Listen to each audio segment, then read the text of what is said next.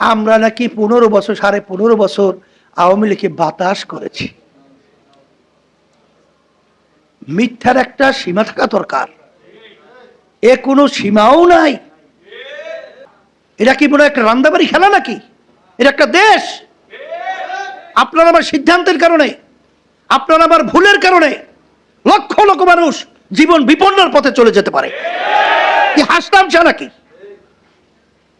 53 বছর স্বাধীন হয়ে গেল, এই দেশটা আজকে বিশ্বের ভিতরে 5 বার চোরের দিক থেকে ফার্স্ট হলো, দুর্নীতির দিকে ফার্স্ট হলো। আজকে হাজার হাজার মায়ের কোন সন্তান হারা হলো। আমাদের দেশের প্রায় 28 লক্ষ কোটি টাকার উপরে সেখানে আওয়ামী লীগের সময় বিদেশে পাচার করলো।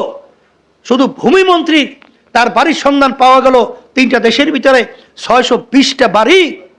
এই দেশের কি আমি সন্তান না? এই দেশ নিয়ে আমি চিন্তা করব না? এই দেশের ভালো আমি চাবো না? না আমি এখানে রাজনীতি করব যে আমার ব্যক্তি স্বার্থ, আর এখান থেকে টাকা বিদেশে পাচার করে বস্তা ভরে তারপর কানাডা সহ বিভিন্ন জায়গায় বেগমপাড়া তৈরি করব, এইটা কি আমার রাজনীতির উদ্দেশ্য? তারপরেও পরিষ্কার কথা হলো এতটুকুই, আওয়ামী লীগ তো আমাদেরকে আর প্রতিপক্ষ মনে করতো না। কি প্রতিপক্ষ মনে করতো? তাদের প্রতিপক্ষ ছিল বিএনপি সহ তাদের সঙ্গে যারা জড়াই আছে।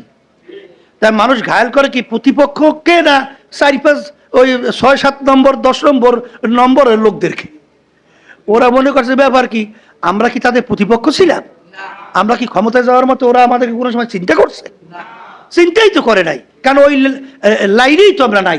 দেখুন ইউনূস সরকার এখন যাদেরকে নিয়ে যায় এনসিপি, বিএনপি, জামাত, সেখানে আমাদেরকে কোনো হিসাবে ধরে? তাই হিসাবে না ধরলে আমাদেরকে নিয়ে এত মাথা ব্যথা কেন? আমরা দেশের পক্ষে, ইসলামের পক্ষে, ইসলামের কল্যাণের পক্ষে আমরা কথা বলতেই থাকবো। এখন আমাদের বিরুদ্ধে বিভিন্ন ষড়যন্ত্র শুরু হয়েছে।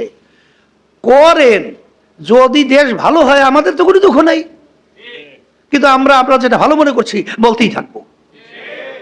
এই জন্য আপনারা জানেন ঐক্যমত্য কমিশনে সেখানে পিআর পদ্ধতির নির্বাচনের ব্যাপারে আমরা বারবার বলেছি যে আপনারা এটা আলোচনার টেবিলে নিয়ে আসেন, কিন্তু যারা ওখানে দায়িত্ব পালন করেছে তারা এটা নিয়ে আসে নাই।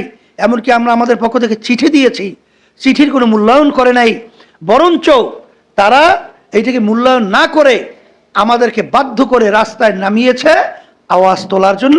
আওয়াজ তুলতেছি। আমাদেরকে কেউ সমালোচনা করে দেশকে ধ্বংস করার এই পথে কেউ যায়েন না। এরা কোথার থেকে আসলো?